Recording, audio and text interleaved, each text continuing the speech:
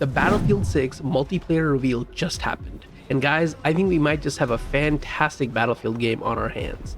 Now that the NDA is lifted, I can finally say that I've been playing Battlefield Labs since about the end of May, and I've tried to participate in as many of the playtests that I could. And it's part of the reason I decided to make Battlefield 6 content here on YouTube. The game, even unfinished, felt fantastic to play, and it was giving me pure nostalgia of my days playing Battlefield 3 and 4. So I'm super excited to talk about the multiplayer reveal today, where we got to look at gameplay, open beta information, battle royale teasers, and tons of other information. Remember to like and subscribe, as I plan to make plenty more Battlefield content as we get closer to open beta and then launch. My name is Sphinx, let's get right into it. So, we got 3 different trailers, and I'll play them in the background as I talk about what we saw. I'll also leave a link to a video I posted earlier showing just the official gameplay without any of the talking or filler content. So, to start, the main takeaway of their goal for Battlefield 6 is to create a quote-unquote genre-defining must-play FPS experience. And they showed us multiple avenues that they are taking to accomplish this. First, let's talk about the little bit they told us about the lore and the single player of the game. So for the setting, we were told that the year is 2027 and the world is on edge. This is because major European countries have left NATO, while the US and its remaining allies grapple with the fallout of this. Meanwhile, countries looking to fill the power vacuum left by this chaos turn to military corporations that have the latest tech and are looking to gain strength. So this description about NATO and the Pax Armada sets up the basis of what the game is about, and we also heard about this a little bit in the cinematic reveal trailer.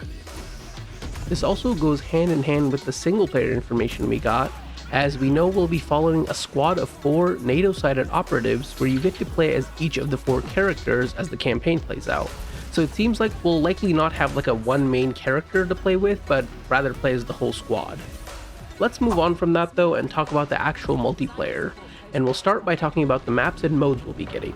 We got confirmation that we'll be getting 9 maps, including 8 new maps and 1 returning map.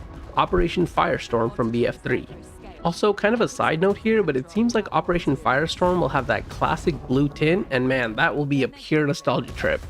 So besides that, we'll have 8 other maps, which I talked about in another one of my videos, but I'll just show the graphic I made for it, which includes maps like Abbasid from Egypt, maps like Aftermath, which take place in New York, and we'll also be going to Tajikistan and Gibraltar for several other maps. Again, check out my other video for the full details, and they might have changed the names of the maps around a little bit. So after maps, we also got information on modes, and it seems like we'll be getting the 3 core modes of Conquest, Breakthrough, and Rush. And we'll also get some other modes such as Team Deathmatch, Squad Deathmatch, Domination, King of the Hill, and a brand new mode they cooked up called Escalation. So now, let's talk about the actual gameplay of it. We saw a good amount of both cinematic and in-game footage, and man, it looks gorgeous. They said they're returning to the 4-class system, including Assault, which are frontline killers with mobility and tools like Grenade Launcher, and Adrenaline Shot to get back into the action, a ladder gadget for improved mobility, and more. They also mentioned the ability to carry an extra primary weapon, but we were also told from a blog post that this functionality was being removed because they felt like it didn't belong in the game. So this is mostly due to the trailer being recorded before they made that change in Battlefield Labs. Then we have Engineer, which they simply say serves as an explosive deterrent for vehicles with rocket launchers and the ability to repair friendly vehicles and equipment. Next we have Support, whose role is to help the team by keeping them in the fight. They will accomplish this by healing their teammates and providing ammo to them. Supports will also have the ability to intercept grenades and missiles with their gadgets and will be masters of the machine gun. Finally, we have Recon, which they said are tactical masterminds that provide intel with things like drones, and explosive support with tools like the C4 and Laser Designator. We also saw plenty of new gameplay mechanics that will be coming to Battlefield 6, some of which we didn't even know about through Battlefield Labs footage.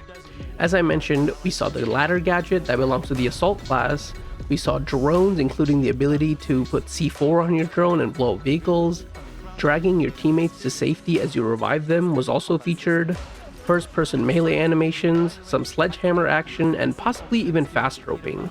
The last one might just be for cinematic reasons, but the ability to rappel down from helicopters would be very cool, although why wouldn't you just jump out and parachute, so I'm not sure if that'll be in the game.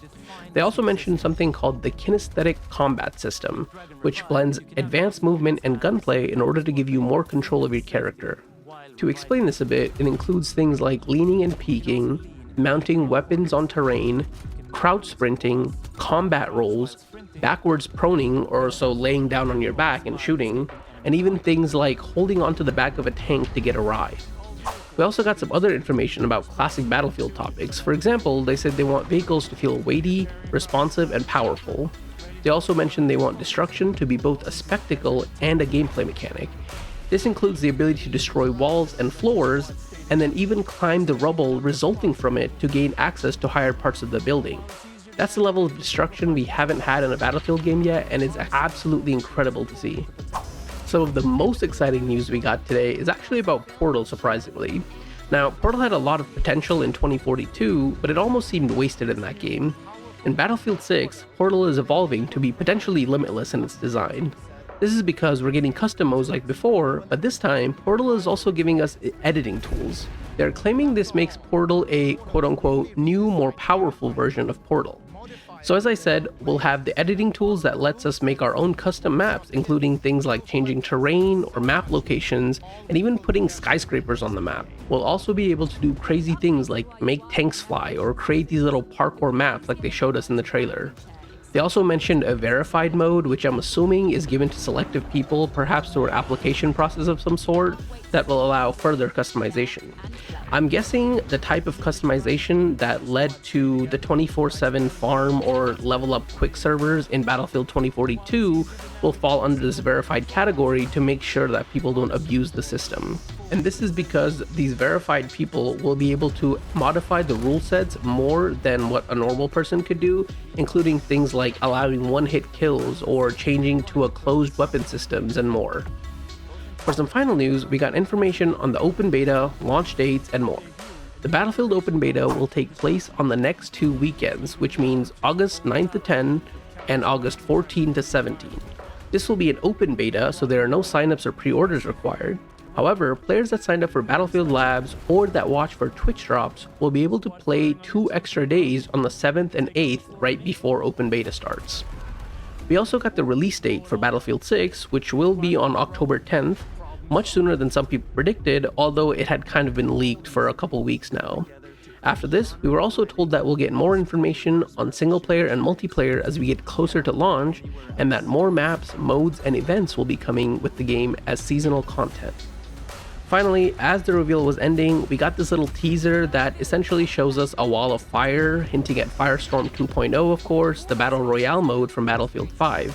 It'll be coming back, and we've kind of known about this for a while, but keep in mind that it's leaked that this mode is coming a little bit later, perhaps a couple months after the game actually launches on October 10th.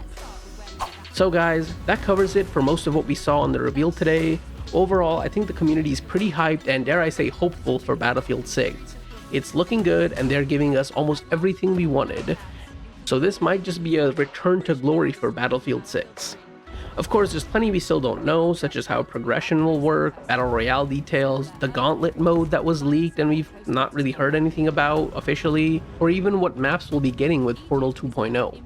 Like I said, I've been playing Battlefield Labs and I'm even more excited to play in the open beta because I get to play with my friends. So if you guys want to see gameplay, gun loadouts, guides, or news about Battlefield 6, remember to subscribe and keep an eye out for more content. This was Sphinx, thank you for watching.